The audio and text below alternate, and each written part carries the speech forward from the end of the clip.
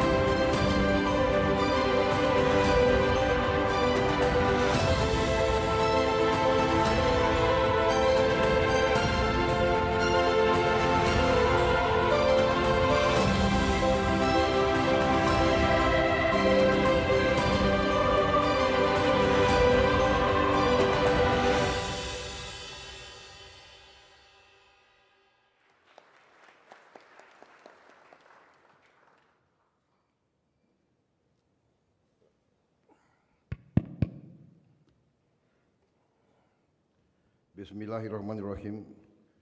Assalamualaikum warahmatullahi wabarakatuh.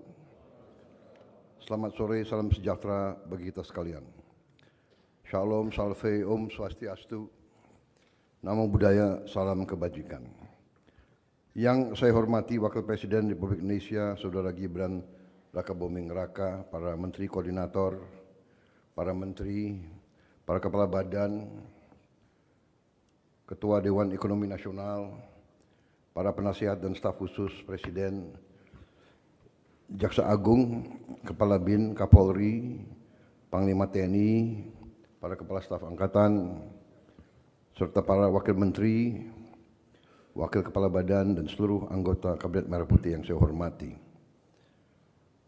Tentunya sebagai insan yang bertakwa, marilah kita tidak henti-hentinya memanjatkan puji syukur kehadirat Allah Subhanahu wa Ta'ala, Tuhan Maha Kuasa, Tuhan Maha Besar, yang memiliki sekalian alam. Atas segala karunia, kesehatan, kebaikan dan kedamaian yang masih diberikan kepada kita, sehingga kita dapat melaksanakan sidang kabinet paripurna ini terkait kesiapan Hari Raya Idul Fitri 1447 Hijriah. Kita sudah memasuki hari ke-23 di bulan suci Ramadan ini, dan 7 hari lagi kita akan merayakan Hari Raya Idul Fitri 1447 Hijriah. Semoga ibadah kita diterima oleh Allah SWT dan kita dipertemukan kembali dengan Ramadan mendatang bagi umat Islam. Saya juga ucapan terima kasih kepada saudara-saudara kita yang beragama lain yang telah menghormati bulan Ramadan dengan baik. Ini selalu adalah kebanggaan dan keunggulan bangsa Indonesia, yaitu kita melaksanakan ibadah agama kita masing-masing dalam suasana kerukunan, kekeluargaan, dan saling menghormati.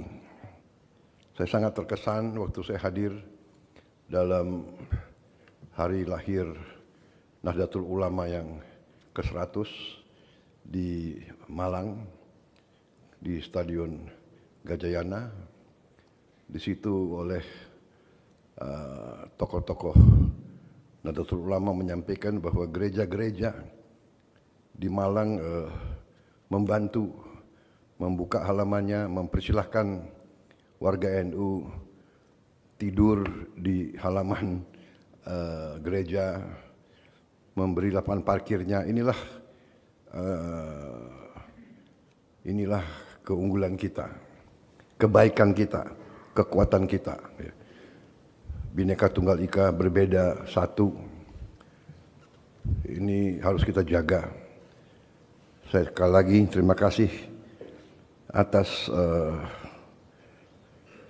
pelaksanaan kegiatan pemerintahan dalam bulan suci Ramadan, dan kita mengikuti perkembangan terus. Tentunya kita melaksanakan sidang kabinet ini dalam suasana masih banyak saudara kita yang berada dalam keadaan baru akan pulih dari berbagai bencana yang kita hadapi. Saya juga terima kasih atas kerja keras semua unsur. Tadi baru saja kita lihat video klip sebentar apa yang dilaksanakan oleh Satgas Jembatan, 218 jembatan dalam 2,5 bulan. Ya, ini menunjukkan reaksi cepat, tanggap, kehadiran pemerintah, tetapi semua unsur terutama dalam rehabilitasi dan rekonstruksi di daerah-daerah bencana juga menunjukkan kesigapan, kerja keras, pengorbanan yang besar secara fisik. Bahkan ada yang berkorban jiwa dan raga untuk membantu rakyat di daerah-daerah bencana. Atas nama negara, bangsa, dan sebagai Presiden, saya ucapkan terima kasih kepada semua unsur yang telah bekerja keras. Menteri Dalam Negeri sebagai Ketua Satgas Rehabilitasi dan Rekonstruksi, sampaikan penghargaan saya dan terima kasih saya kepada semua unsur di lapangan yang telah bekerja keras.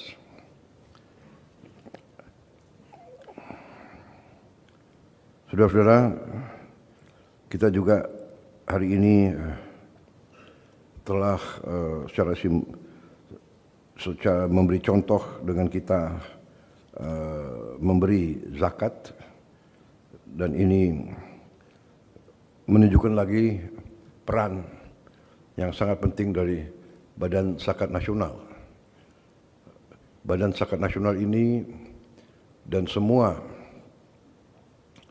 lembaga-lembaga keuangan, lembaga-lembaga ekonomi dari semua organisasi keagamaan di Indonesia harus kita koordinasikan, harus kita konsolidasikan, dan kita tingkatkan kemampuannya dengan segala teknologi yang sudah ada, supaya potensi ekonomi bangsa kita bisa kita kerahkan secara berarti, kembali lagi secara efisien dan efektif. Saudara-saudara sekalian, saya sekarang ingin menyampaikan beberapa hal terkait dengan mudik lebaran yang kita hadapi. Pertama, saya minta Menteri Perhubungan untuk memastikan bahwa kebijakan diskon harga bisa dilaksanakan dengan sebaik-baiknya, baik diskon tiket di pesawat, kereta api, kapal laut, dan jalan tol, dan memastikan pelayanan yang baik di setiap tempat. Saya juga minta Panglima TNI dan Kapolri mengerahkan sarana yang dimiliki oleh TNI dan Polri untuk membantu kelancaran mudik ini. Kemungkinan Angkatan Laut dan Angkatan Darat punya kapal-kapal, mungkin ini bisa diperbantukan, dikoordinasikan dengan Menteri Perhubungan.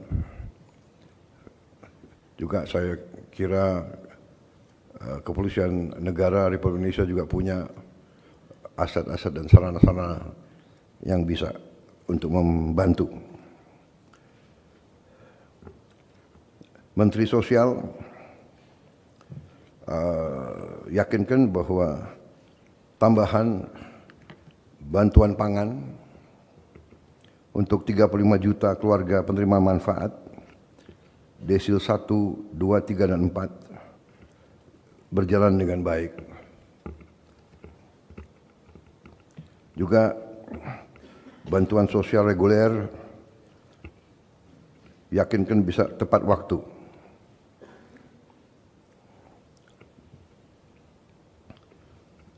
Saya juga minta para kementerian dan lembaga untuk melakukan percepatan belanja prioritas pemerintah untuk masyarakat, seperti FLPP, bantuan stimulan perumahan swadaya. Menteri Tenaga Kerja, Menteri Keuangan, dan Menteri Investasi, pastikan tunjangan hari raya untuk semua ASN, pusat dan daerah, dilaksanakan tepat waktu. Juga bonus hari raya untuk pekerja sektor transportasi online. Yakinkan bahwa yang kita tentukan harus sampai ke mereka, yaitu antara 400.000 sampai dengan 1,6 juta rupiah per orang.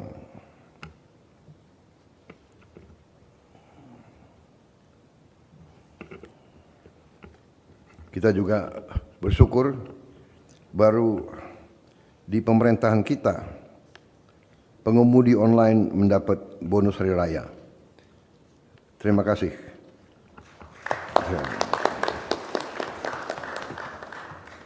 Selanjutnya saya minta kualitas pelayanan di rest area, di pelabuhan, di bandara, dan di semua stasiun ditingkatkan. Usahakan tidak ada antrean yang tidak terkendali. Ketersediaan BBM, pasokan listrik, dan jaringan internet diupayakan terus stabil.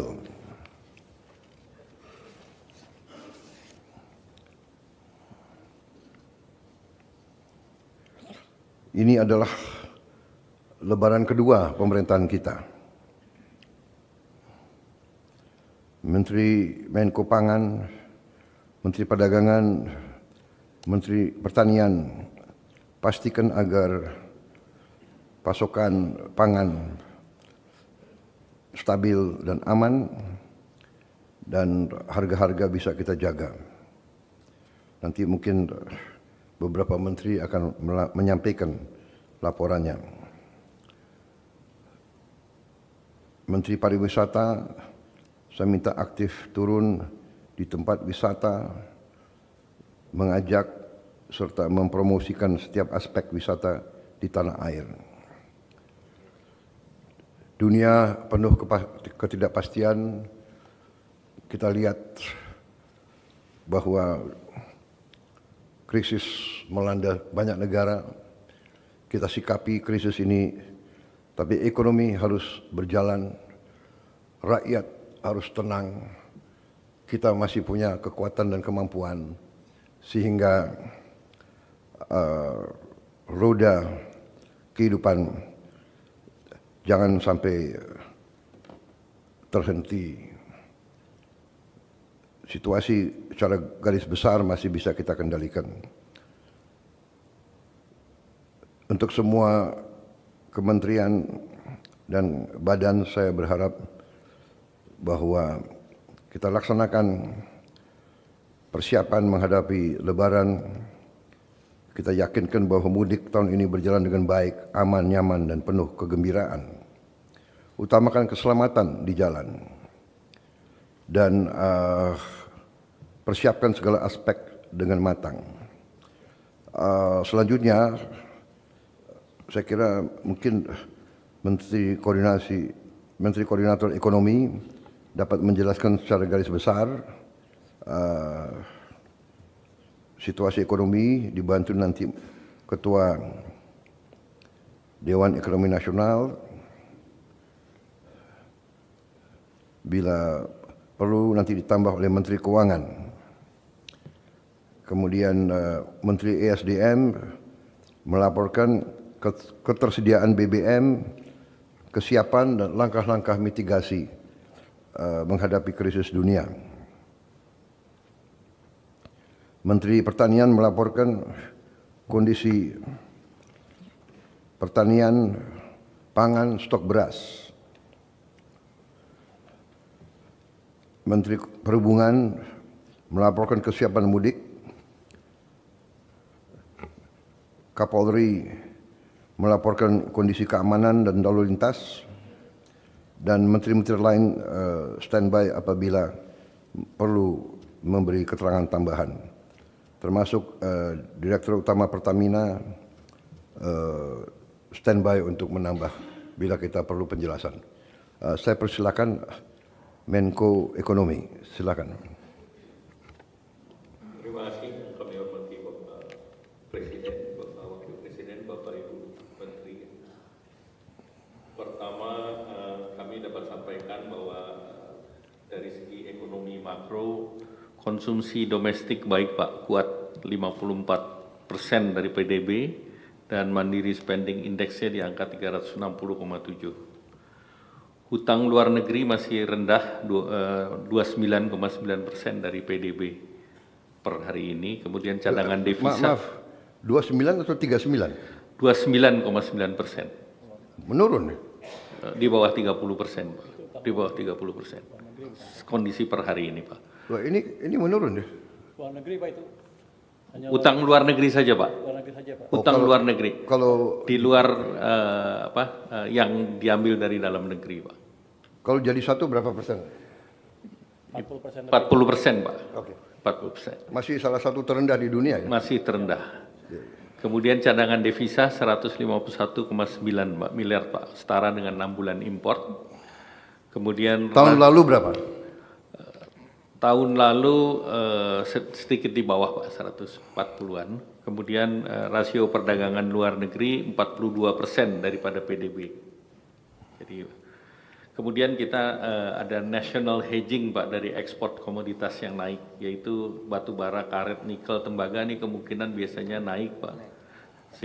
Sehingga dari ekspor kita di komoditas ini 47 billion US dollar dibandingkan dengan defisit migas yang 19,5. Jadi itu secara natural saling mengkompensasi. Kemudian sinergi kuat dengan BI. Dan juga terjadi peningkatan local currency settlement Pak dengan negara-negara Malaysia, Thailand, Jepang, Cina yang jumlahnya naik 25,56 miliar Pak.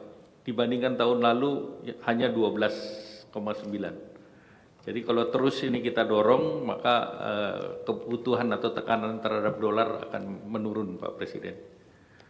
Kemudian APBN berfungsi sebagai shock absorber dan bantuan untuk pangan 11,92 triliun dan juga THR sekitar 40 triliun, Pak, tahun ini yang dari pemerintah. Nah, kemudian pendapatan pajak sampai Februari 2026 tumbuh kuat 30,4% dibandingkan tahun lalu. Jadi Januari Februari naik 30% dibandingkan tahun lalu. Bulan Maret gimana? Bulan Maret diperkirakan juga lebih tinggi karena seluruhnya kan mesti lapor di bulan Maret, Pak. Ya. Nah, kemudian izinkan kalau boleh skenario harga ICP boleh, Pak? Silakan. Ya. Izin, mungkin ini angka yang kemarin arahan Bapak Presiden dalam pertemuan terbatas. Kalau kita lihat dalam 25 tahun terakhir harga minyak tertinggi itu di angka $139 per barrel di bulan Juni 2008. Ini turun ke level $46 di Desember 2008. Ini akibat daripada subprime mortgage, Pak, krisis di Amerika. Dan juga mereka naik karena juga ada demand yang besar dari Cina dan pada waktu itu cadangan OPEC terbatas. Nah, kali ini cadangan relatif Amerika aman dan mereka punya cadangan nasional mereka belum strategic petroleum reserve-nya dari berbagai negara itu belum ada yang dikeluarkan, Pak. Nah, kemudian peak selanjutnya di tahun 2011 itu sampai $125 per barrel. Nah, itu range-nya dalam 3 tahun 98 sampai dengan $123 per barrel. Dan ini akibat Arab Spring, kemudian juga kebijakan kuantitatif easing daripada pemerintah Amerika menghadapi global financial crisis push pada waktu itu. Kemudian saat perang Ukraine, harganya itu sempat menyentuh $110, kemudian turun ke 78 di September 2022. Sedangkan harga kita dibandingkan harga Brent bedanya $3, Pak Presiden. Nah, kalau kita mengambil beberapa asumsi perang, katakanlah 5 bulan, 6 bulan, dan 10 bulan, dengan masing-masing kenaikan harga BBM, Pak, yang sampai 107, kemudian 6 bulan, 107-nya 6 bulan, kemudian menurun lagi, kemudian yang 10 bulan itu menaik sampai 130, sampai akhir Desember 125. Nah, pembelian kita di bulan Januari Februari itu angkanya $64,41 dan 68,79. Ini realisasi, Pak. Jadi realisasi di bawah APBN yang 70. Nah, kalau kita buat skenario yang tadi 6 bulan itu kita rata-rata menjadi $90 per barrel, kemudian yang 5 bulan, yang 6 bulan 97 dan 10 bulan 115, Pak Presiden. Nah, kalau ini kita masukkan terhadap APBN kita, Pak, yang sekarang ini skenario pertama ICP-nya di 86, kursnya di 17.000, Pak. APBN kita kursnya 16.500. Kemudian dengan growth kita pertahankan, Pak. Jadi ini yang kita pertahankan, growth di 5,3. Surat berharga negaranya angkanya lebih tinggi, Pak, 6,8%. Maka defisitnya adalah 3,18%. Kemudian kalau skenario moderat kedua dengan harga minyaknya 97, kursnya 17.300, growth-nya di 5,2, surat berharga negaranya lebih tinggi lagi di 7,2%. Nah, defisitnya itu mencapai 3,53%. Nah, kemudian kalau skenario terburuk yang pesimis itu dengan harga 115, kurs rupiah kita 17.500, growth-nya 5.200, surat berharganya 7,2, defisitnya 4,06%.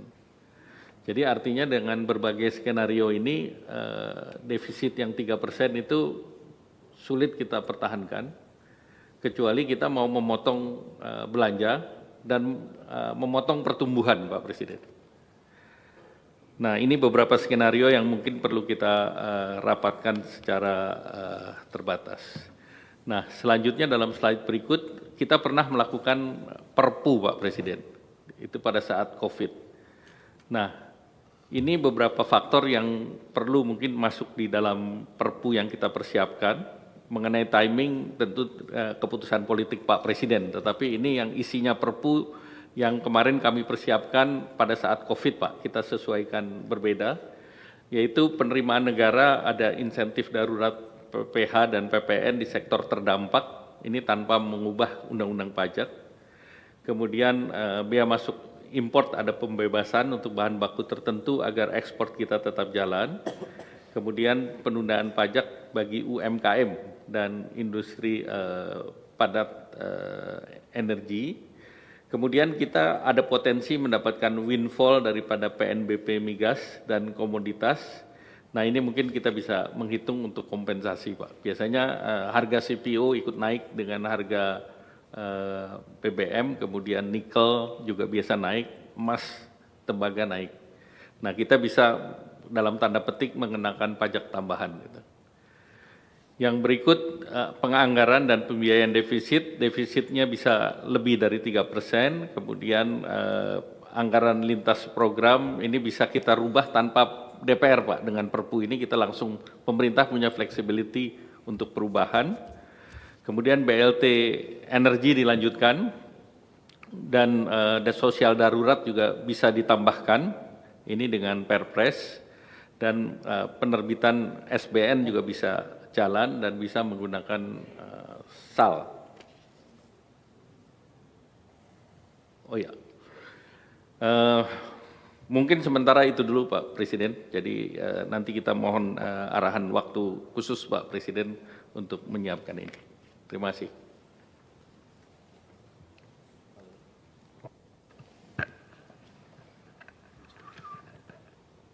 Bapak Presiden yang kami hormati, Bapak Wakil Presiden, peserta rapat kabinet, izinkan kami melaporkan dengan cepat sedikit mengenai perkembangan konflik di Timur Tengah dan kemudian juga dampaknya pada ekonomi kita dan apa langkah-langkah kita. Tadi saya kira Menko Perekonomian sudah memberikan penjelasan yang cukup jelas buat kita semua. Kita tidak perlu ada kekhawatiran berlebihan dengan keadaan di sana, nanti akan kami jelaskan di sini. Nah kalau kita lihat operasi Fury dan Roaring Lion, serangan Amerika Serikat dan Israel ke Iran, itu mereka menargetkan seperti ini, ada 3, yaitu melumpuhkan pertahanan udara Iran, melumpuhkan kapasitas Iran, dan seterusnya seperti yang ada di slide. Juga saya ingin menambahkan pada peserta rapat yang terhormat bahwa bangsa Iran ini sebenarnya bangsa Arya, jadi tidak mudah juga ditaklukkan. Kalau kita lihat slide berikutnya, jumlah rudal yang ditembakkan Iran menurun tajam, ya, karena 50% peluncuran rudal dilaporkan telah dihancurkan, tapi juga jangan lupa mereka sudah membuat drones yang murah, yang bisa ditembakkan hampir dari mana saja. Tetapi teknologi AI seperti slide yang Bapak saksikan itu juga memang berkembang. Jadi ini adalah menurut saya perang teknologi dan juga spirit untuk melawan. Tapi kalau kita lihat jumlah drone yang ditembakkan Iran juga menurun. Slide berikutnya ini saya lihat terus menurun. Karena Amerika memang dari sumber-sumber data yang kami dapat, memang menargetkan untuk menghancurkan pabriknya, menghancurkan arsenalnya, dan tempat-tempat peluncurannya. Namun Iran juga cukup cerdik, mereka melakukan mobile peluncuran. Kemudian kalau kita lihat juga lalu lintas kapal keluar masuk Selat Hormuz juga mulai membaik. Tetapi tetap juga masalah asuransi untuk kapal di slide 4 itu juga kita lihat masih tinggi. Dan ini masih tentu ada kekhawatiran yang di berbagai pihak. Tapi juga kita jangan lupa, Iran ini juga punya kepentingan karena hidup mereka banyak tergantung pada pada minyaknya. Dan juga di dekat Iran itu juga ada fasilitas mereka yang sangat besar untuk memproses minyaknya menjadi end product. Ini hal-hal yang perlu kita pahami. Angkatan Laut Iran itu menjadi sasaran serangan Amerika untuk mengamankan penutupan Selat Hormuz, dan itu telah dilakukan oleh mereka. Mereka sudah menghancurkan kapal-kapal angkatan laut dari Iran. Tapi juga Bapak Ibu sekalian, Bapak Presiden, situasi sangat fluktuatif. Kalau kita lihat di sini, kapal tanker Amerika Yunani terbakar setelah Iran mengklaim serangan drone bawah air. Kami laporkan Pak Presiden, memang dari sumber-sumber yang kami dapat, drone dari Iran ini juga sekarang dikembangkan drone dari bawah air. Dan ini menjadi, kalau istilah saya seperti lapor pada Bapak kemarin, seperti perang di gerilya di Papua. Mereka ini membuat drone yang murah, bisa 2.000 km, GPS, targeted, dan kapan saja bisa diluncurkan. Dan itu yang juga memang dikhawatirkan Amerika sekarang, karena mereka mendapat informasi bahwa ada kapal-kapal yang membawa drone ini mendekat ke Amerika. Bapak Ibu sekalian, kami juga ingin melaporkan sistem komando Iran juga dilakukan pengeboman, dan juga dari teman-teman di Amerika juga cerita bahwa mereka sekarang juga sedang menyiapkan serangan-serangan lebih efektif, targeted dengan menggunakan B-52 setelah mereka menggunakan B-2. Jadi saya pikir situasinya masih fluktuatif, tapi sekali lagi seperti kami laporkan tadi, Iran juga punya kepentingan untuk mereka survive, jadi Hormuz itu tidak mungkin akan ditutup seterusnya. Oleh karena itu kami datang dengan berbagai skenario, dan kita lihat perkembangan dalam 1-2 minggu ke depan.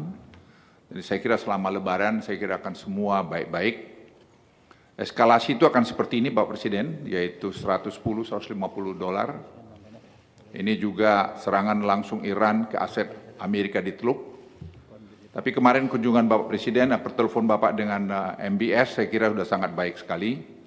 Karena itu juga diapresiasi banyak pihak. Kemudian juga kalau kita lihat juga eskalasi ini, kegagalan total Dewan Transisi, karena mereka berharap akan terjadi transisi di Iran.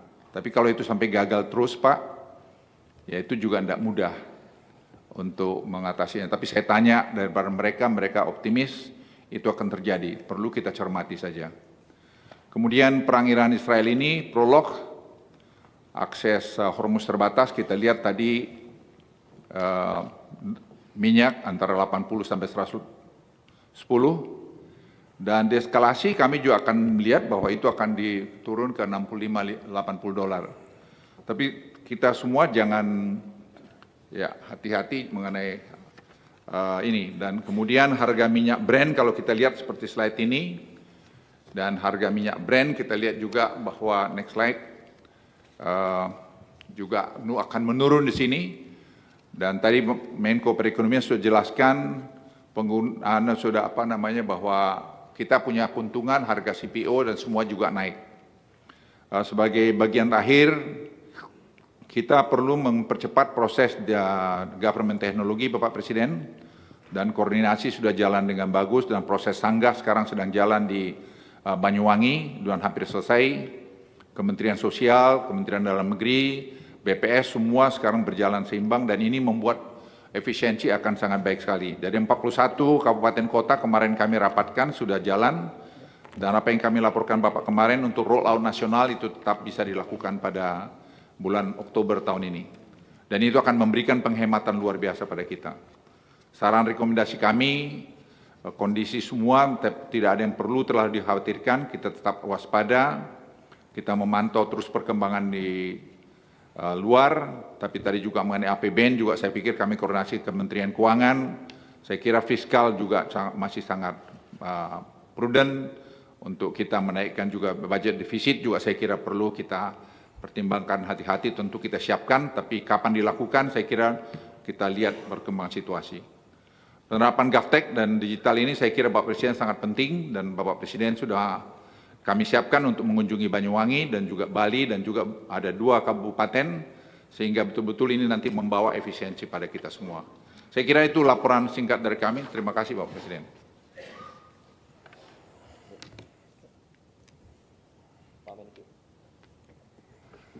Terima kasih Pak Presiden.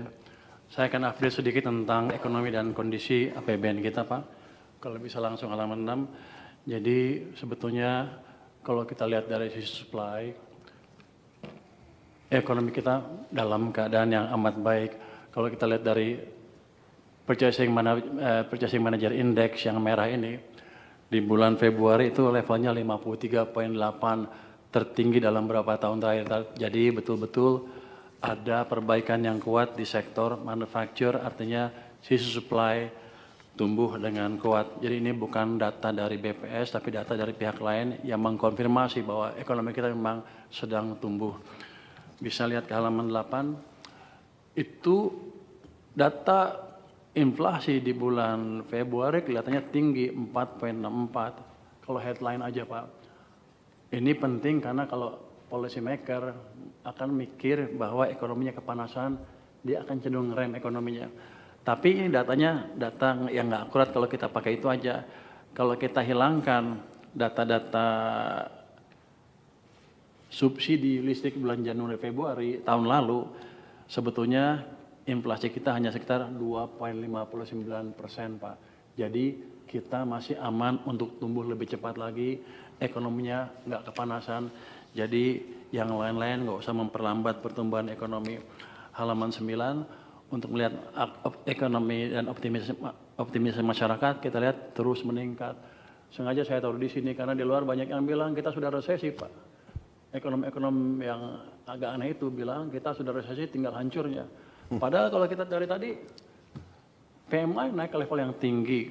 Terus kita lihat MSI, Mandiri Index, itu sekarang di 360,7, yang kiri atas tuh yang biru, tebal.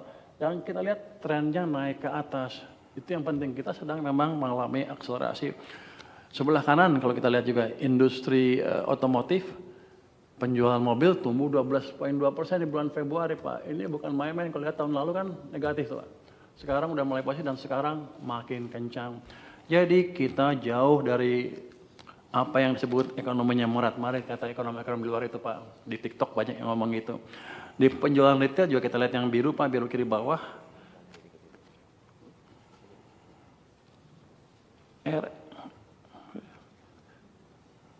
Penjualan retail naik ke level 6,9 yang oranye Pak. Itu 6,9. Itu kita lihat dibanding tahun lalu udah di atas banget Pak. Jadi kita keadaan bagus sekali sekarang Pak. Jadi kebijakan Bapak betul-betul bisa membangkitkan ekonomi. Terus kita lihat yang birunya itu adalah keyakinan konsumen. Itu juga 125,2, itu di level yang amat tinggi sekali Pak. Artinya daya beli masyarakat betul-betul membaik.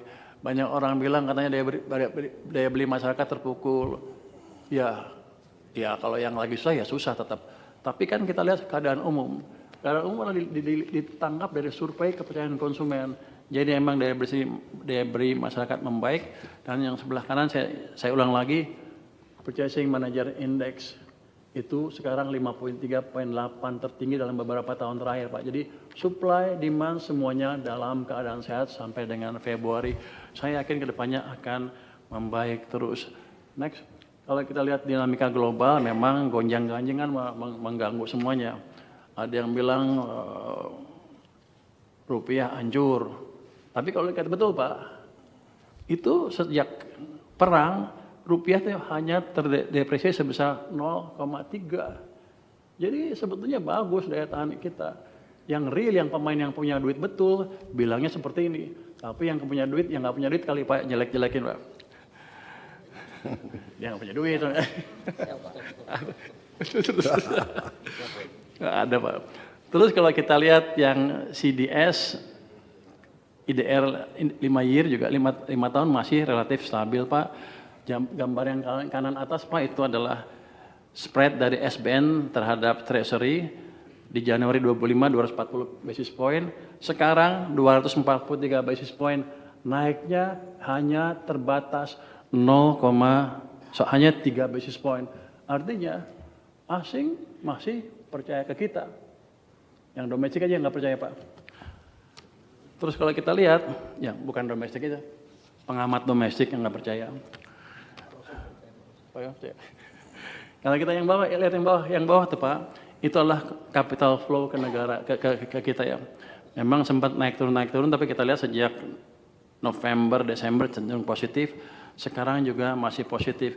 Kita lihat data di bulan Maret terakhir, yang outflow hanya SBN 0,7 triliun di kotak itu Pak, SRBI inflow 2,2 triliun Maret ya. Jadi saham juga masih inflow 2,2 triliun di bulan Maret. Jadi setelah goncang di bulan Maret sepertinya masih masuk ke sini Pak. Artinya mereka percaya betul bahwa fondasi kita bagus. Ini kalau investor yang asli seperti ini Pak, karena mereka taruh uang. Terus next. Kita melakukan koordinasi fiskal dan moneter dengan Bank Sentral terus-menerus. Seperti waktu dulu kan saya injek uang 200 triliun dan lebih. Nah sekarang uangnya masih di sana, saya jaga di sana untuk menjaga momentum pertumbuhan ekonomi. M0, uang base money, uang primer di bulan Februari itu tumbuh 14,2% Pak. Jadi ini udah cukup meminyaki pertumbuhan ekonomi. Kita lihat kredit di bulan Januari udah tumbuh 10%. Saya yakin angka bulan Februari akan lebih cepat lagi. DPK juga tumbuh 13,5%. Ini semua angka yang cukup sehat Pak. Bunga juga turun karena kita maintain likuiditas di pasar Pak. Mungkin saya langsung ke halaman 14. Ini Pak cerita ekonomi Indonesia. Ketika harga minyak mulai tinggi ke atas 100, banyak yang bilang ekonomi Indonesia akan hancur, morat-marit, nggak jelas gitu. Padahal pengalaman kita selama ini nggak demikian. Ini gambar Coincident Economy Index, yang biru adalah indeks yang menggambarkan keadaan ekonomi sekarang. Yang hijau harga minyak Brent. Kalau kita lihat, jadi kalau indeksnya naik, ekonomi bagus. Kalau jatuh, baru ekonomi jatuh, resesi. Kalau kita lihat 97-98, 2007-2008, harga Brent naik ke level yang tinggi sekali itu di atas 220 on average monthly ya. Tapi yang biru masih naik Pak awal-awal, dia jatuh ketika globalnya meltdown, banyak ekonominya pertumbuhannya negatif, tapi dia jatuh. Tapi kan Pak, dengan kebijakan yang pas fiskal dan moneter pada waktu itu, kita masih bisa tumbuh 4,6%. Jadi kita cukup cermat bisa mengendalikan hal itu. Kemudian naik lagi di tahun 2011, Februari itu angkanya di sekitar 10-120 harga minyak. Yang biru masih naik terus Pak. Artinya kalau kita punya kebijakan yang pas, moneter maupun fiskal dan kebijakan Bapak nantinya, despite walaupun global ekonomi harga minyak gonjang-ganjing, kita punya cara atau punya pengalaman untuk mengendalikan dampaknya ke perekonomian. Jadi kita nggak perlu takut Pak. Terus di COVID juga sama Pak, waktu COVID itu kan jatuh yang biru tuh karena COVID. Tapi pada waktu harga minyak naik ke atas di tahun berapa? 2020 Pak ya. Yang biru kan trennya masih naik terus. Artinya kebijakan kita pada waktu itu bisa mengendalikan even dampak kenaikan harga BBM yang di atas $100 pada waktu itu. Yang jadi catatan adalah ke depan untuk kita adalah kita harus adjust dengan kebijakan atau dengan harga minyak global, tapi kita mesti ceritakan ke masyarakat kita bahwa kita pasti berhasil mengendalikan itu karena pengalaman selama ini kita berhasil. Jadi kita nggak usah takut Pak. Jadi yang analis-analis yang di TikTok, di YouTube yang bilang kita hancur, itu sama sekali nggak pernah ngelihat data Pak. Keadaannya seperti ini Pak. Baik, terima kasih. Mungkin itu dari saya Pak. Terima kasih Pak. Terima kasih. Ya, ini pengamat-pengamat ada beberapa macam menurut saya. Ada pengamat yang memang tidak suka pemerintahnya sendiri berhasil karena berbagai motivasi. Tapi menurut saya mereka itu menurut saya sikap mereka itu sikap yang sempit, bukan sikap patriotik. Mungkin karena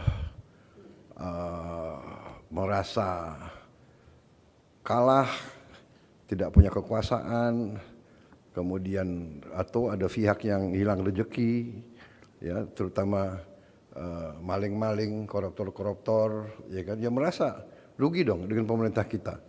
Kita mau tertibkan, kan? Jadi dia, ya saya juga punya data-data intelligence, ya kan. Kalau dulu kan saya di luar pemerintah, sekarang saya presidennya, jadi saya tiap hari saya dapat laporan intel, ya kan. Jadi saya ngerti lah, saya sudah tahu siapa yang biayai. Pada saatnya lah kita tertibkan itu semua. Tapi sekarang saya masih berusaha dengan cara-cara yang meyakinkan. Saya percaya dengan evidence based, dengan bukti rakyat kita akan mengerti. Jadi pengamat-pengamat menurut saya ada yang motivasinya ingin menimbulkan kecemasan rakyat. Saya juga tidak mengerti pemikirannya seperti apa. Karena kita satu negara ini kan satu kapal. Kalau kapalnya oleng, mereka juga oleng. Jadi ini, ya kan, harusnya perbedaan pendapat, ya perbedaan pendapat tidak ada masalah. Persaingan politik, bersaing politik. Tiap 5 tahun, di pilkada, di pileg, di pilpres, nggak ada masalah. Tapi harusnya negara ini kalau sudah selesai pertandingan-pertandingan itu, harusnya kita bersatu kompak. Kita selamatkan kapal besar kita. Kapal yang namanya Republik Indonesia ini mengarungi lautan yang penuh karang, yang penuh bahaya. Tapi saya juga terima kasih ya para tadi pejabat, para menteri, ya kita menghadapi tantangan, kita siap skenario-skenario yang paling buruk, tapi kita punya kekuatan. Negara kita punya kekuatan yang besar, tinggal kita ngelolanya, sebagaimana telah pernah kita atasi krisis-krisis yang besar, saya yakin kita akan tambah kuat. Menurut pendapat saya, ini sementara ya, kita selesaikan nanti laporan-laporan, tapi menurut saya krisis justru mempercepat rencana transformasi kita. Akhirnya kita dipaksa akselerasi. Kita sudah mengerti masalahnya. Dari dulu kita ingin swasembada pangan, swasembada energi. Kita sudah mengarah ke situ. Tapi sekarang akan mempercepat. Kita sudah tahu bahwa kita harus melakukan pengalihan energi kepada energi terbarukan, kepada energi yang kita miliki sendiri. Kita sudah paham itu. Ini mempercepat.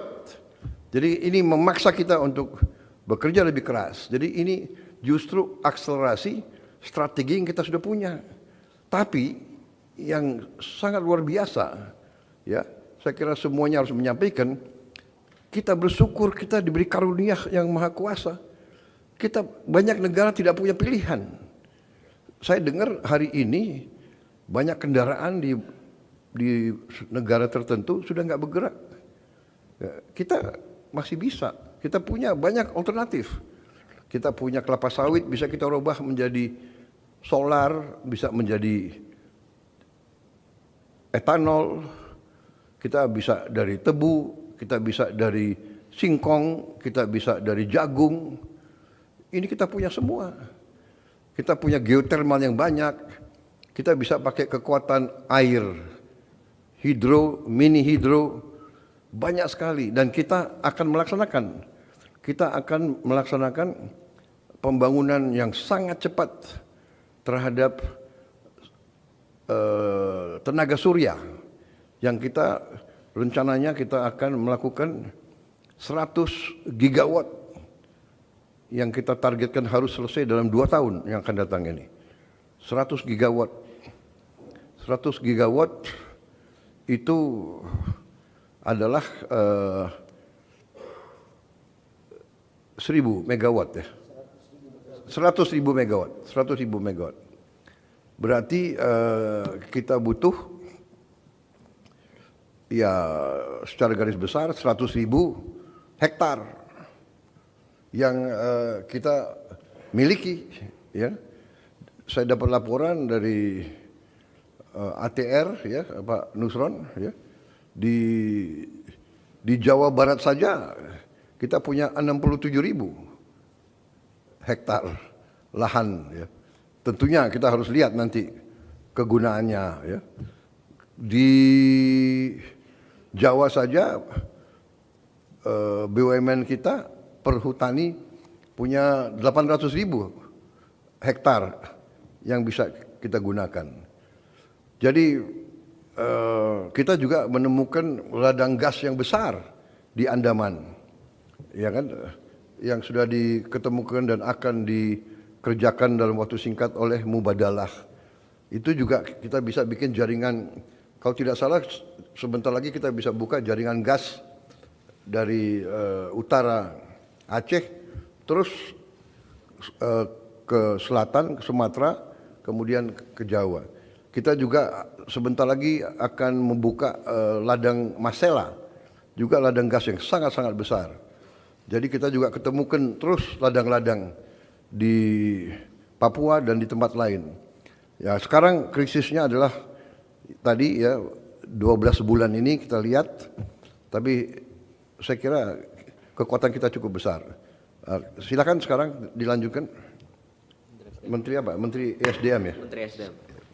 Siap, izin Bapak Presiden, Bapak Ibu semua yang kami hormati, melanjutkan atas arahan Bapak Presiden menyangkut dengan kesiapan kita dalam menjelang hari raya, khususnya untuk di bidang BBM dan LPG. Minta slide. Bapak Presiden, kami laporkan bahwa ini adalah kondisi BBM kita sekarang. Jadi untuk Pertalite RON 90 ini yang bensin subsidi, itu cadangan kita adalah 24,39 hari, batas melampaui batas minimal dari apa yang direncanakan oleh nasional kita. Kemudian Pertamax RON 92 ini yang industri, yang harga pasar ini yang kayak Parosan pakai 92, 98, itu 28 hari, minimal 19 hari. Ini kalau menteri nggak boleh pakai RON 90 Pak, 92. Turbo ya kayak Pak Mentan Pak, kan mobilnya bagus jadi RON 98 itu 31 hari Pak. Jadi saya pikir untuk urusan bensin insya Allah clear Bapak. Kemudian solar untuk solar subsidi itu kapasitas kita cadangan 16,41 hari. Jadi melampaui juga batas minimal dari cadangan nasional. Kemudian yang 53 itu 46 hari, after 38 hari, minyak tanah aman. LPG Bapak, LPG kita sekarang 15,66 hari. Jadi kami laporkan kepada Bapak Presiden, Bapak Presiden, Bapak Ibu semua, mudah-mudahan media tolong diikuti baik-baik, jangan dipenggal ya. Cadangan menjelang hari raya untuk semua BBM dan LPG insya Allah aman Bapak. Strateginya bagaimana sekarang? Untuk sampai dengan contoh untuk LPG, memang LPG ini Bapak sekarang di mana-mana lagi terjadi dinamika yang sangat dinamis sekali. Di India berita pagi ini cukup mengkhawatirkan. Jadi total LPG kita dari 100%, dari 7,6 juta impor, itu 70-75% kita ambil dari Amerika. 20% dari Middle East, sisanya dari negara lain seperti Australia. Dengan kondisi sekarang, yang di Middle East kita pecah lagi. Untuk kita ambil kontrak jangka panjang dengan Amerika dan beberapa negara lain. Di akhir minggu ini kita masuk 2 kargo dari Australia. Itu untuk LPG. Jadi kami laporkan Bapak, mungkin ada yang menyampaikan, saya kok sama sekali dengan Menkyu hari ini. Hari ini kita sama Pak Menkyu. Mungkin hari-hari lain mungkin agak berbeda dikit gitu. Jadi untuk menyangkut dengan urusan ini, tolong disampaikan benar kepada rakyat kita bahwa pemerintah selalu melakukan siaga terus atas perintah Bapak Presiden untuk memastikan bahwa tanggal 28 bulan ini masuk 2 kargo lagi Pak. Kemudian tanggal 4 Maret 1 kargo lagi masuk. Tanggal 8 Maret 1 kargo lagi. Jadi Januari, Februari, Maret, April itu insya Allah clear. Yang kedua, Bapak Presiden, kami juga melaporkan bahwa yang kita impor sebenarnya dari Middle East itu apa? Kita tidak melakukan impor produk jadi dari Middle East. Karena kalau solar kan kita sudah dalam negeri sendiri, udah aman. Pencampuran dari biodiesel, FAME dan B0. Alhamdulillah RDMP kita yang kemarin 6 tahun nggak selesai-selesai di Balikpapan itu Bapak sudah resmikan. Jadi ini juga mungkin Tuhan mengirim signal bahwa sebentar lagi akan terjadi perang. Jadi RDMP kita selesaikan. Ini cukup membantu kita, Pak, mengurangi impor bensin kita 5,5 juta kilo sama 5,5 juta ton, sama BBM solar 3,5 juta. Nah, yang kita impor dari Middle East itu Bapak adalah crude-nya. Jadi minyak mentahnya itu 20% memang dari Middle East. Sisanya kita dapat dari Angola, Nigeria, Brazil, kemudian sebagian Amerika, sebagian dari Malaysia. Jadi itu pun kita sudah dapat penggantinya. Memang tantangannya adalah kalau dari Amerika lebih lama, 40 hari. Kalau dari Middle East itu 2-3 minggu. Tetapi sekarang kita bikin kontrak jangka panjang. Itu kira-kira yang kita lakukan. Sementara untuk bensin yang kita impor ini tinggal bensin. Bensin ini kita impor dari sebagian dari Malaysia, sebagian dari Singapura. Nah, ke depan memang Bapak tidak ada cara lain, kita harus mengembangkan refinery kita, kilang-kilang kita untuk semua kita produksi dalam negeri. Yang pada akhirnya kemudian nanti kalau lifting kita nggak mencapai 1,6 juta, selisih antara kebutuhan crude dan kemampuan kita lifting itulah yang kita impor. Jadi ke depan itu tinggal impor crude aja Bapak. Itu kira-kira yang kita lakukan. Namun ada beberapa kejadian sekarang. 2 hari lalu kita sudah membeli minyak dari Singapura, sudah berangkat, ditenderkan oleh Pertamina lewat trader, sudah berangkat, sudah masuk laut Indonesia. Kemudian suruh kembali lagi 2 kargo. Jadi sekarang perekonomian sekarang untuk urusan minyak ini Pak, hukum normalnya sudah tidak berlaku. Karena siapa ada cuan, dia beli, karena barang susah ini. Nah, untuk 2 kapal itu, kami melakukan koordinasi dengan Pertamina, kami telah melakukan komplain, dan tanggal 18 sudah ada pengembaliannya Bapak, 2 kargo itu. Kalau tidak kita gugat, sesuai dengan apa yang Bapak arahkan. Tapi kelihatannya mereka agak gertak-gertak dikit, agak takut juga Pak. Jadi tanggal 18 udah bisa dibalikin Pak. Jadi kami laporkan Bapak untuk menyangkut dengan BBM, baik crude, LPG maupun minyak jadi untuk menjelang hari raya dan ke depan insya Allah bisa kita atasi dengan komunikasi yang baik. Itu menyangkut dengan BBM. Yang kedua, saya juga mendapat laporan dari media bahwa seolah-olah batu bara kita untuk PLTU ini katanya sudah menipis. Kami laporkan Pak, untuk seluruh PLTU yang ada baik IPP maupun punya PLN, ketersediaan batu bara sekarang rata-rata di 14 hari. Jadi itu masih dalam standar minimal nasional. Bahkan sekarang perusahaan-perusahaan batu bara yang sudah memberikan RKB, kita mewajibkan untuk DMO. Kalau tidak Pak, kalau kebutuhan nasional tidak tercukupi, maka tidak kita keluarkan izin ekspor. Jadi artinya apa? Orientasi kita adalah kebutuhan domestik. Jadi ini juga mungkin jari-jari yang terlalu pintar memainkan kata-kata bahwa seolah-olah kita krisis batu bara, itu mohon maaf Pak, itu nggak benar.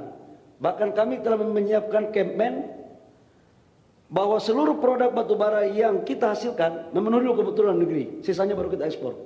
Kalau tidak, karena batu bara itu barang milik negara Pak, bukan barang milik perusahaan. Pengusaha hanya kita kasih konsesi, tapi isinya itu punya negara. Jadi orientasinya untuk negara dulu. Itu menyangkut batu bara. Yang ketiga, di SDM ini juga Pak ternyata membawahi badan geologi untuk bencana. Jangan sampai kita slide berikut yang untuk gunung api ya. Supaya pada saat hari rayanya insya Allah aman Bapak. Dari level 4 gunung api tidak ada. Yang ada level 3 saja. 2 gunung api yaitu Merapi dan Semeru. Level 2 insya Allah aman, terkecuali Allah berkehendak lain. Level 1, 42 gunung semuanya aman. Ini menyangkut dengan bencana gunung berapi. Kemudian ada laporan satu lagi tentang tanah bergerak, gerakan tanah. Saya juga baru tahu bahwa di SDM itu gerak tanah pun diatur di sini, Pak. Ini yang paling banyak ini di Jawa Barat, tapi insya Allah juga potensinya masih bisa dimitigasi karena tim kita di sana lengkap untuk memberitahukan, berkoordinasi dengan pemerintah daerah dalam memberikan penjelasan. Saya pikir itu Bapak menyangkut halaman berikut gempa bumi dan tsunami tidak ada sesuatu yang menonjol.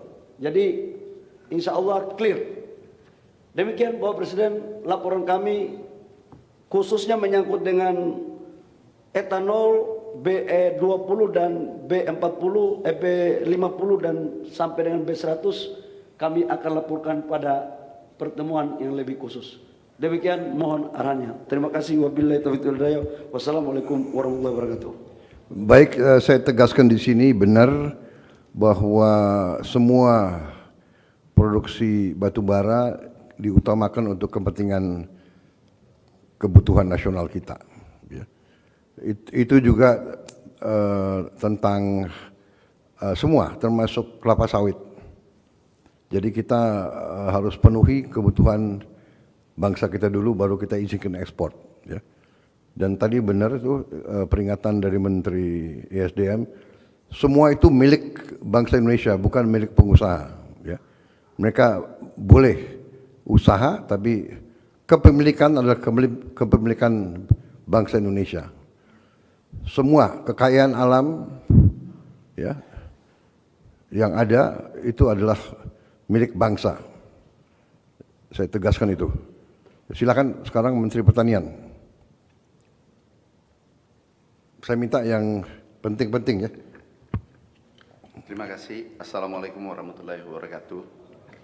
Izin Bapak Presiden, Pak Wapres, para Menko, para Menteri, Wakil Menteri, kami laporkan stok 11 komoditas strategis cukup baik, bahkan sangat baik, khususnya beras. Kami laporkan khusus beras hari ini halaman 15. Hari ini mencapai 4 juta ton. Hari ini di data 2 hari yang lalu 4 juta ton dan kemungkinan bulan depan sudah mencapai 5 juta ton, Bapak Presiden.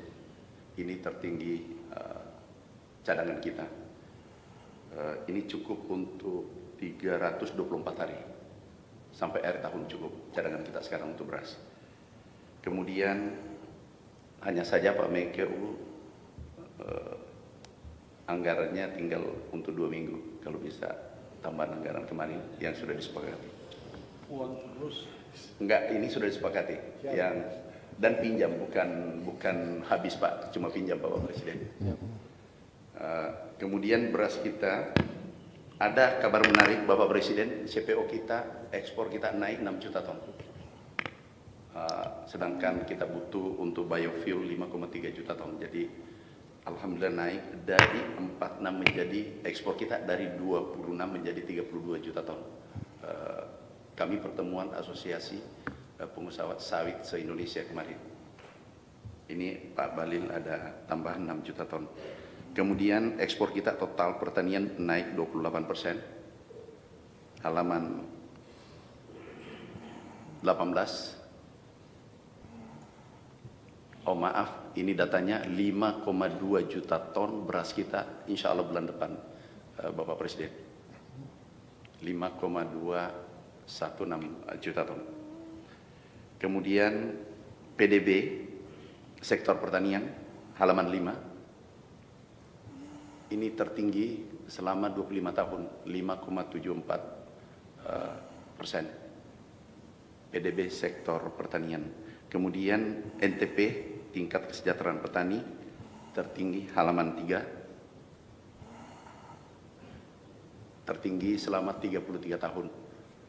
Ini karena kebijakan Bapak Presiden, HPP dinaikkan dan juga pupuk, harga pupuk turun 20% tanpa membebani Menteri Keuangan. Itu saja Bapak Presiden, semua aman sektor pangan.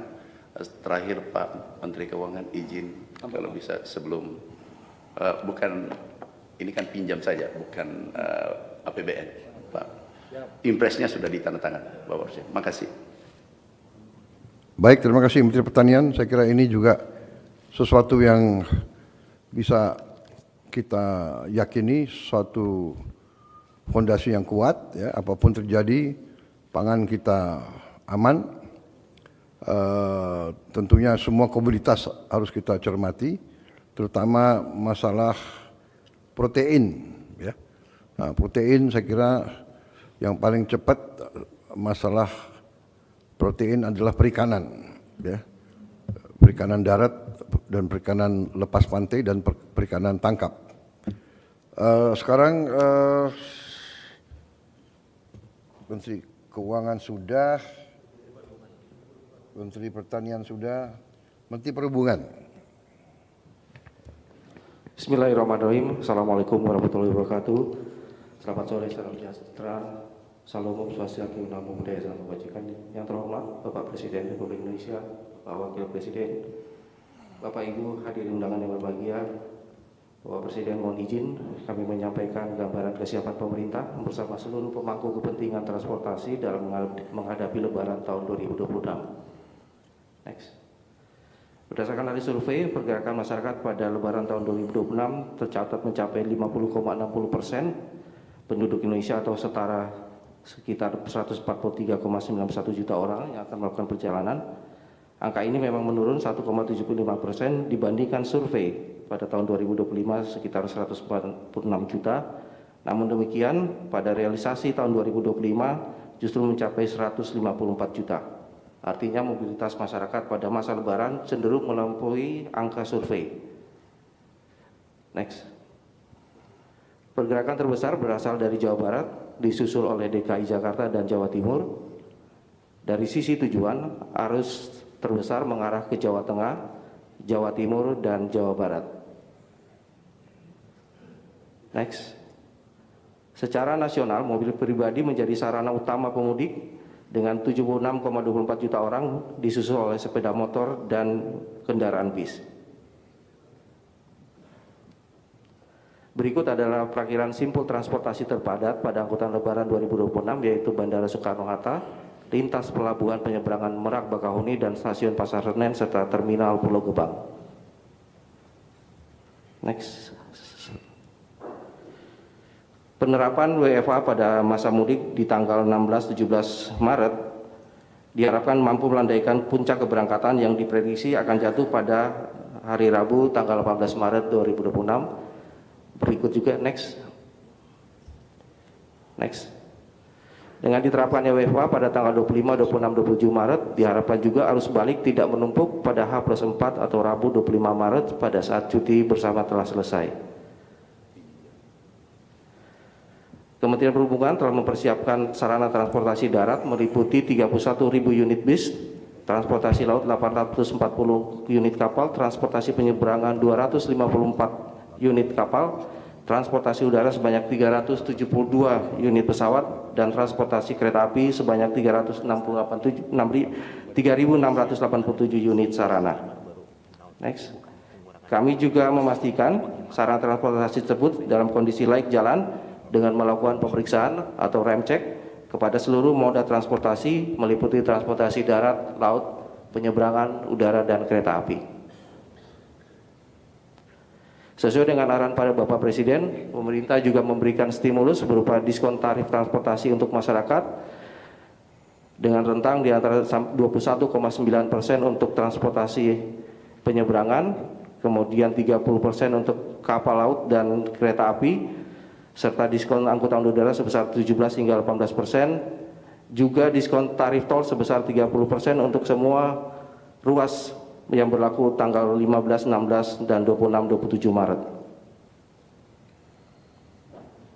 Pemerintah juga mempersiapkan program mudik gratis Bapak Presiden untuk moda transportasi darat, laut, dan kereta api yang akan melayani 113.262 penumpang dan 12.140 sepeda motor. Program mudik gratis kami juga berikan untuk daerah pasca bencana di Sumatera, meliputi Aceh, Sumatera Utara, dan Sumatera Barat. Kementerian Perhubungan juga mempersiapkan operasi berbasis digital yang meliputi pemantauan cuaca, peringatan dini BMKG, serta pantauan dari 7.156 CCTV yang diharapkan mampu untuk memantau pergerakan selama angkutan lebaran pada tahun ini. Next. Pemerintah juga mengeluarkan surat keputusan bersama yang akan membatasi pergerakan sumbu 3 atau lebih demi mengamankan perjalanan para masyarakat yang melakukan perjalanan mudik lebaran. Kami juga mempersiapkan skema buffer zone secara berlapis dengan kapasitas 13.811 unit kendaraan dan 2.200 unit truk serta 5.000 sepeda motor. Kami juga menerapkan delaying system Bapak Presiden untuk kawasan Pelabuhan Bakauheni yang tersebar pada 10 titik buffer zone. Next. Untuk lintas penyeberangan dari Pulau Jawa ke Pulau Sumatera disiapkan 5 jalur penyeberangan. Kalau tahun kemarin kami menyiapkan 4 lintasan, sekarang menjadi 5 lintasan Bapak Presiden. Berikut adalah lintas penyeberangan dari Pulau Jawa ke Pulau Bali dan NTB selama angkutan lebaran 2026 yang meliputi Ketapang, Gilimanuk, Jangkar, dan Lembar. Kami juga mengantisipasi fenomena lokal pasar tumpah yang berpotensi menimbulkan kemacetan pada jalur arteri khususnya di Pulau Jawa, sehingga perlu dilakukan antisipasi pada titik-titik tersebut. Peningkatan arus wisata selama lebaran juga akan terjadi secara signifikan khususnya di Pulau Jawa. Pergerakan ini biasanya akan terjadi pada H+1 hingga H+5 lebaran. Begitu juga dengan pelintasan kereta api, kami akan menempatkan petugas-petugas yang akan menjaga pelintasan kereta api yang tidak terjaga selama ini. Selanjutnya, kami bekerjasama dengan Kementerian Agama menyiapkan masjid sebagai tempat istirahat bagi para pemudik khususnya kendaraan roda 2, kurang lebih sebanyak 6.859 masjid yang disiapkan oleh Kementerian Agama sebagai tempat istirahat atau rest area. Next. Berikut adalah potensi titik rawan bencana yang kami inventarisir dan kami harapkan bisa kami antisipasi apabila terjadi sesuatu yang tidak kita inginkan. Kementerian Perhubungan juga turut mendukung pelaksanaan operasi modifikasi cuaca untuk meminimalkan dampak gangguan terhadap keselamatan dan kelancaran transportasi. Demikian Bapak Presiden yang dapat kami sampaikan berkaitan dengan kesiapan dalam rangka angkutan lebaran tahun 2026. Terima kasih Bapak Presiden. Terima kasih Menteri Perhubungan. Kapolri, saya persilakan. Terima kasih Bapak Presiden, melanjutkan apa yang sudah disampaikan oleh Menteri Perhubungan terkait dengan pelayanan mudik tahun 2026 ini. Kami melaksanakan kegiatan operasi ketupat dengan tema mudik aman, keluarga bahagia. Kemudian selanjutnya terkait dengan potensi pergerakan masyarakat tadi sudah dilaporkan sepintas oleh Kementerian Perhubungan, namun kami menambahkan bahwa ada moda yang dijadikan pilihan. Yang tertinggi adalah mobil pribadi, kemudian berikutnya sepeda motor, selanjutnya bus, kereta api, kapal dan pesawat. Selanjutnya 5 asal daerah terbanyak yaitu Jawa Barat, Jakarta, Jatim, Jateng dan Banten. Sementara 5 kota dengan tujuan terbanyak adalah Jateng, Jatim, Jabar, DIY dan Sulsel. Selanjutnya mohon izin Bapak Presiden, operasi ketupat 2026 ini tentunya target kita adalah mempertahankan tingkat kepuasan masyarakat di tahun 2025 kemarin, di mana 90,9% masyarakat puas dengan kinerja pemerintah dalam penyelenggaraan perjalanan di masa libur 2025. Oleh karena itu, target kita semua adalah bagaimana mempertahankan ataupun meningkatkan. Oleh karena itu, untuk kegiatan operasi ketupat kali ini kita melibatkan 161.243 personel gabungan dengan seluruh stakeholder yang ada dan penanggung jawab operasinya adalah dari kepolisian. Kemudian terkait dengan posko operasi ketupat 2026 ini, ada 185.608 objek yang kita amankan, mulai dari masjid, tempat sholat Idul Fitri, objek wisata, pusat belanja, terminal, pelabuhan, stasiun kereta api, dan bandara.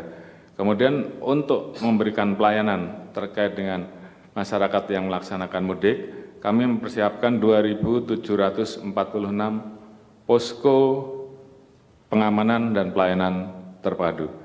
Mohon untuk slide-nya disesuaikan. Di mana pos pelayanan dan pos terpadu ini di situ juga kita siapkan tempat-tempat untuk beristirahat, khususnya ini adalah di jalan-jalan yang non tol, namun juga terkait dengan situasi bencana, situasi kewaspadaan, kami juga mempersiapkan tim Satgas Bencana di pos pelayanan dan pos terpadu. Demikian juga untuk tempat-tempat wisata, tempat ibadah, transportasi umum, jalur mudik, ini juga kita melibatkan bersama-sama dengan stakeholder yang lain untuk bersama-sama standby di titik-titik tersebut. Kemudian selanjutnya prediksi arus mudik dan balik tadi sudah dilaporkan. Prediksi puncak arus mudik pertama yaitu tanggal 14 dan 15 Maret 2006. Sementara prediksi puncak arus mudik kedua adalah tanggal 18 sampai dengan 19 Maret 2026. Sementara untuk prediksi puncak arus balik pertama adalah tanggal 24 sampai dengan 25 Maret 2026. Sementara prediksi puncak arus balik kedua yaitu pada tanggal 28 sampai 29 Maret 2026. Kemudian telah dilaksanakan pembuatan surat kesepakatan bersama untuk mengatur agar arus mudik maupun arus balik ini bisa kita kelola dengan baik, mulai dari pembatasan operasional angkutan barang.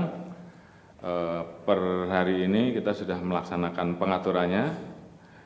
Kemudian sistem rekayasa mulai dari one way, kontraflow sampai dengan sistem ganjil genap, termasuk pengaturan di wilayah penyeberangan yang tadi disampaikan ada sistem delaying system, kemudian buffer zone, dan juga sistem penjualan tiket secara online dan juga sistem first come first in. Ya, artinya siapa yang membeli pertama dia segera masuk, utamanya pada saat puncak arus mudik, sehingga kemudian tidak terjadi antrian.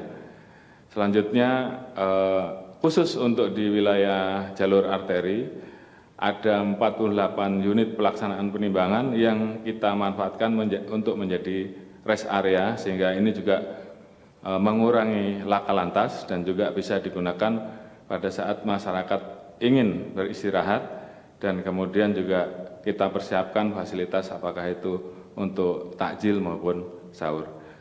Kemudian selanjutnya terkait dengan pengendalian operasional kendaraan barang yang masih kita izinkan untuk masuk, untuk lewat adalah mobil-mobil yang mengangkut BBM dan bahan bakar gas, kemudian pengantaran uang, hewan ternak, pupuk, bantuan korban bencana alam, dan bahan-bahan pokok. Jadi ini menjadi jawaban untuk mengendalikan kebutuhan masyarakat sehari-hari, baik terkait dengan kebutuhan makanan dan kebutuhan terkait dengan LPG dan kebutuhan-kebutuhan lain yang dibutuhkan.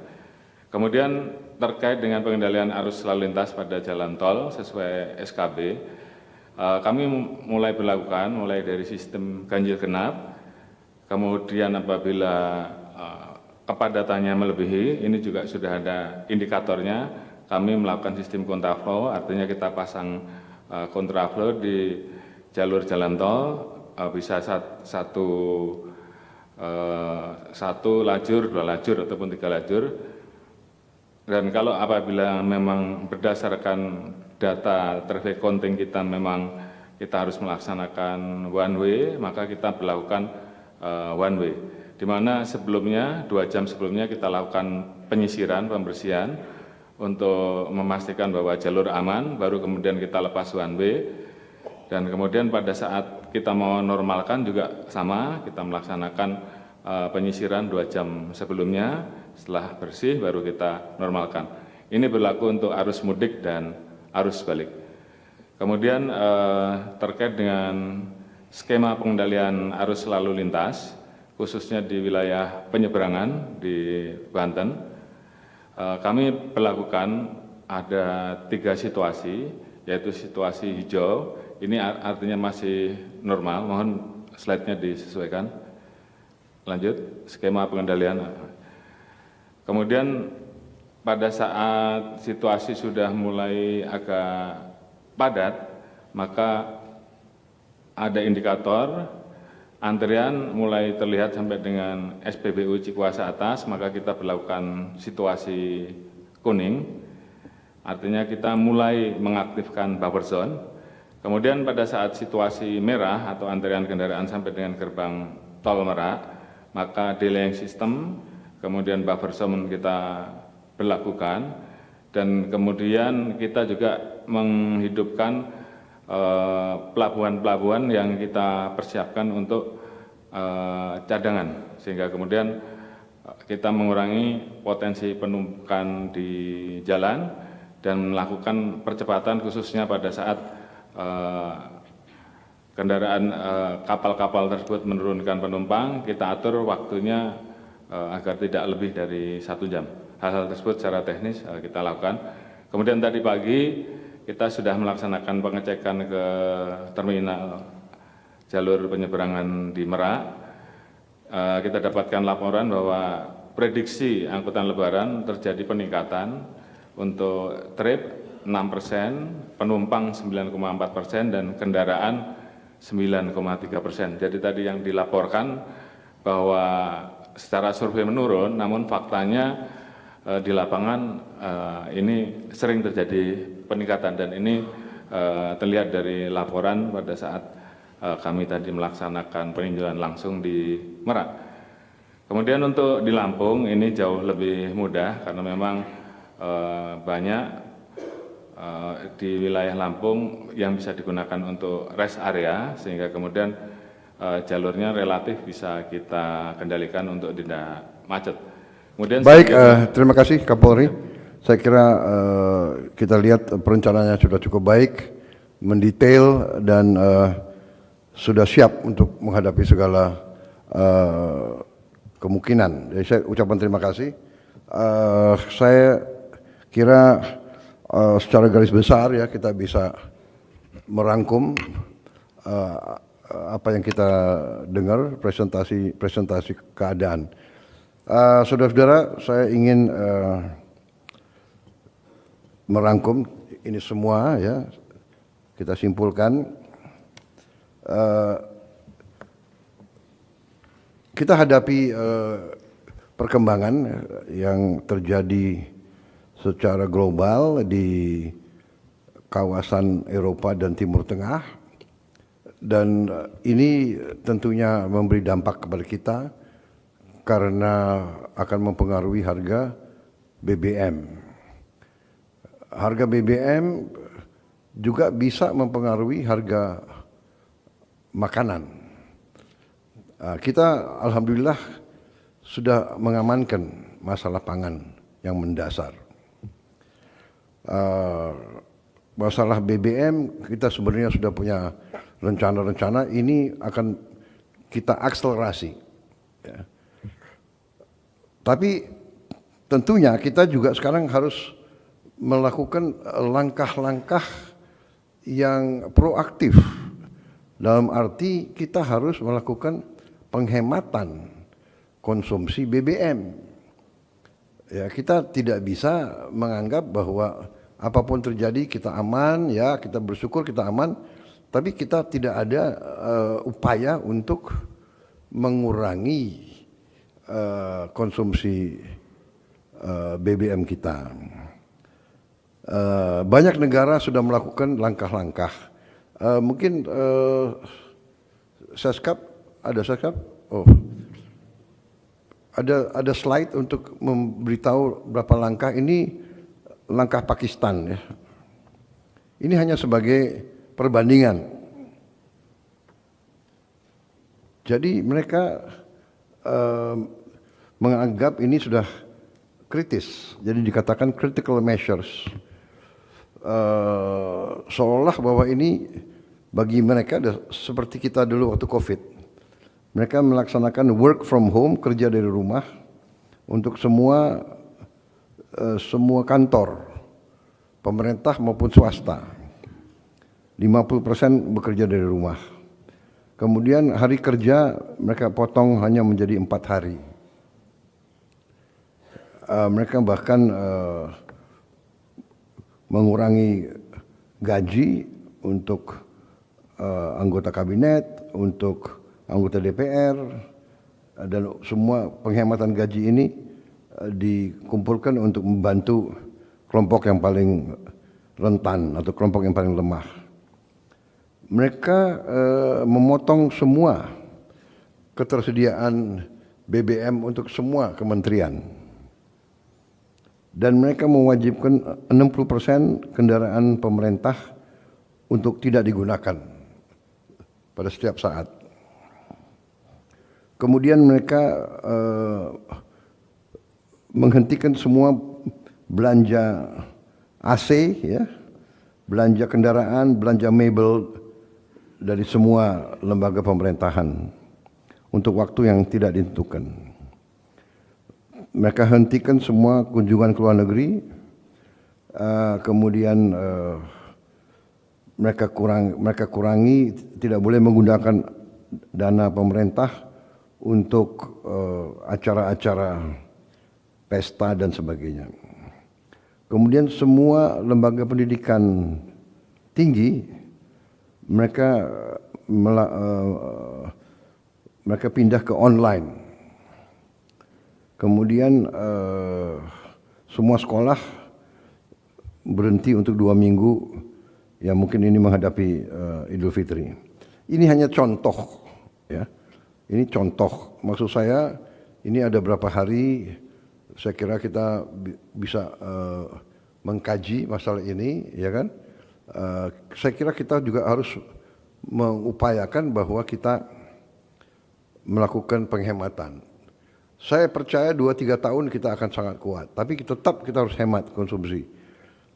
Dengan demikian, kita berharap kita akan selalu menjaga bahwa defisit kita tidak tambah. Bahkan cita-cita kita adalah kalau bisa kita tidak punya defisit. Sasaran kita adalah APBN kita harus balanced budget, itu paling ideal. Dan itu saya kira kita bisa lakukan, ya. Bahwa kita harus selalu ingat bahwa kita masih menghadapi masalah-masalah kebocoran, ya, tidak efisien, masalah-masalah under invoicing, under counting, manipulasi administratif dan sebagainya. Ini besar, ini kebocoran ini besar. Maaf, saya selalu akan bicara masalah ini. Kita sudah lakukan langkah-langkah tadi oleh Ketua Den, masalah GovTech, sinkronisasi semua KL menjadi satu jaringan GovTech. Ini diperkirakan bisa kurangi kebocoran sampai dengan 40% dari pengeluaran kita. Nah, jadi ini saya minta dibicarakan nanti, ya, mungkin oleh Menko nanti beberapa hari ini. Kita lihat, kita pikirkan dulu kita atasi COVID, berhasil kita, dan kita mampu banyak bekerja dari rumah, efisiensi, berarti kita menghemat BBM dalam jumlah yang sangat besar. Umpamanya berapa ASN dan pejabat tidak usah ke kantor, mengurangi macet dan melaksanakan penghematan besar-besaran, mengurangi hari kerja pun harus kita pertimbangkan, dan langkah-langkah penghematan lainnya, ya, Saya kira itu yang saya ingin sampaikan, bahwa kita walaupun merasa aman, tidak panik, tapi kita juga tidak boleh terlalu lengah. Kita tidak boleh tidak mempersiapkan diri untuk kemudian paling jelek. Ya. Kita berharap skenario yang terburuk tidak terjadi di Timur Tengah. Tapi ramalan-ramalan juga banyak mengatakan ini bisa jadi perang yang sangat panjang, ya, perang yang sangat panjang. Saya kira itu dari saya. Ya, terima kasih semua menteri, ya, terima kasih semua kepala badan. Saya ingin menyampaikan penghargaan saya atas kerja keras semua unsur. Ya, saya kira kita sudah buktikan tidak hanya kepada rakyat kita, tapi kepada dunia bahwa pemerintah kita bekerja dengan sangat cepat, dengan sangat efisien. Masih banyak yang kita harus kerjakan, tapi kita berani menghadapi kesulitan. Kita berani mengatasi kesulitan, dan kita tidak mau berbohong kepada rakyat kita, dan kita tidak mau berbohong kepada diri kita sendiri. Ya, kalau kita selalu ingin berbohong kepada diri kita sendiri, kita akan keliru. Jadi kita harus berani menghadapi kenyataan, berani melihat kekurangan kita, kemudian kita berani mengatasinya. Kita ada skenario positif, moderat, skenario paling jelek, tapi apapun ini tergantung kepada kita. Terima kasih atas kerja keras semua menteri, semua wakil menteri, kepala badan. Ya, kita buktikan terus ke rakyat kita bahwa kita bekerja untuk kepentingan rakyat. Kita tidak boleh berpikir lagi kepentingan kelompok, kepentingan golongan, suku, bahkan kepentingan partai kita masing-masing. Kesetiaan kepada bangsa adalah di atas kesetiaan apapun. Terima kasih. Dengan ini saya tutup sidang kabinet paripurna menghadapi Idul Fitri 1447 Hijriah ini. Untuk mereka yang ingin mudik nanti, saya ucapkan sebelumnya selamat mudik, dan jaga diri masing-masing di rumah. Ya, kita juga saya kira harus memberi contoh open house atau apa, jangan terlalu mewah-mewahan. Saudara kita di daerah bencana, dan juga si suasana ini kita kasih contoh ke rakyat. Tapi juga kita juga jangan total istilahnya tutup semua acara. Ya, kita kalau tidak ekonomi kita juga nggak jalan nanti. Ya, jadi warung-warung, catering dan sebagainya, ekonomi kita harus berjalan. Tadi laporan Menko Ekuan, Ketua DEN, Menteri Keuangan, bahwa ekonomi kita baik, ekonomi kita kuat. Ya, mereka-mereka yang yang memberi penilaian-penilaian seolah ekonomi kita morat-marit, menurut saya mereka punya agenda tersendiri. Jangan-jangan mereka bekerja untuk bukan bangsa Indonesia. Ya, jadi saya kira rakyat kita akan pandai untuk melihat. Yang penting kita beri bukti kepada rakyat, ya kan? Itu yang kita beri, yang paling penting. Ya. Dan nanti saya juga akan menganjurkan, saya sampaikan ke rakyat, ini juga ada media, ya kan? Sudah rakyat kita sudah pintar, sudah pandai, hati-hati dihasut. Ya. Hati-hati juga yang dihasut adalah anak-anak yang polos, yang tidak mengerti apa-apa, ya kan, dihasut untuk berbuat negatif. Saudara-saudara, negara kita kuat, negara kita punya potensi, kita berada di jalan yang benar. Ya, mereka-mereka yang ingin menimbulkan kerusuhan itu adalah orang-orang jahat. Tidak ada kebaikan dari kerusuhan. Kita sudah milih jalan demokrasi. Perbedaan selesaikan dengan baik. Kalau tidak suka dengan pemerintah, dengan pejabat, ganti dengan pemilihan. Kita sudah buktikan. Ada pergantian gubernur, ada pergantian menteri, presiden. Kita sudah buktikan berjalan dengan baik. Ya. Ada yang ikut pemerintah kita, ada yang di luar, nggak ada masalah. Ya kan?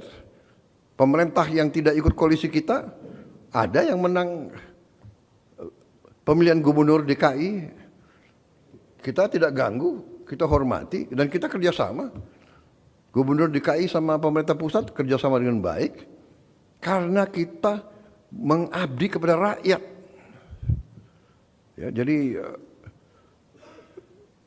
sekali lagi saudara-saudara, terima kasih atas pengabdianmu, dan mari kita bekerja terus untuk bangsa dan rakyat kita.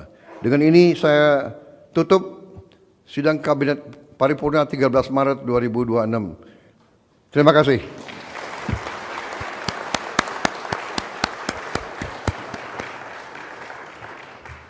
Pas waktunya. Terima kasih. Kenapa? Ya, menjelang buka puasa. Terima kasih Pak Pres semuanya. Pak Rosan tausiah Pak. Pak Rosan. Gimana hasil pertemuan di Tokyo? Katanya tanggal 30 mau ke sana Pak. Pak Presiden mau.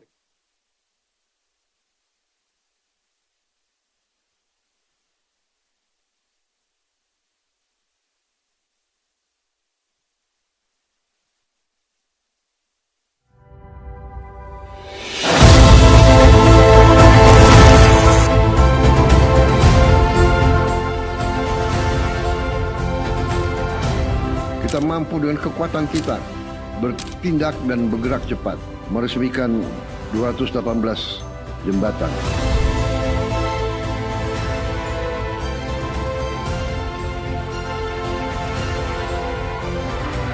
Sekarang kami tidak keulang lagi dan tidak membuka sepatu lagi kalau kami pergi ke sekolah. Terima kasih Bapak Presiden.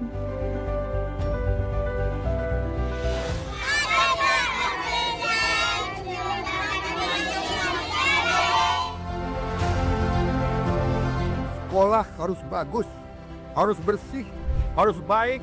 Tidak boleh ada sekolah yang atapnya runtuh. Tidak boleh ada sekolah yang tidak ada WC. Bagaimana bisa satu sekolah toiletnya hanya satu, WC-nya satu? Bagaimana bisa?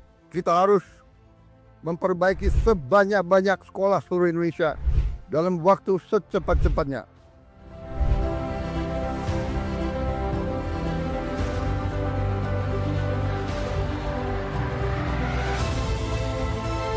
Ini bukti sekali lagi bahwa pemerintah pusat, pemerintah Republik Indonesia hadir di tingkat yang terkecil sekalipun, di desa, di dusun, di dukuh. Pemerintah Republik Indonesia tidak akan membiarkan rakyatnya dalam penderitaan dan dalam kesulitan.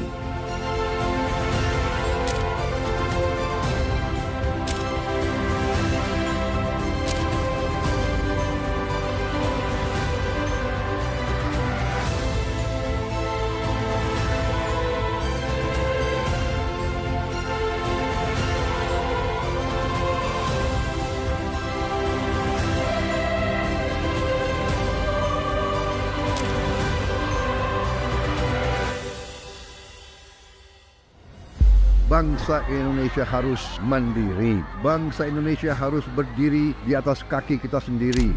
Dan di situ elemen utamanya adalah swasembada pangan, swasembada energi. Pangan dan energi harus kita mandiri. Saudara-saudara, percaya kita berada di jalan yang benar, di jalan membela keadilan, di jalan memberantas kemiskinan, di jalan menghilangkan kelaparan. Kita berada di jalan yang bersih, yang suci. Kita berada di jalan yang diridhoi oleh Tuhan Maha Kuasa.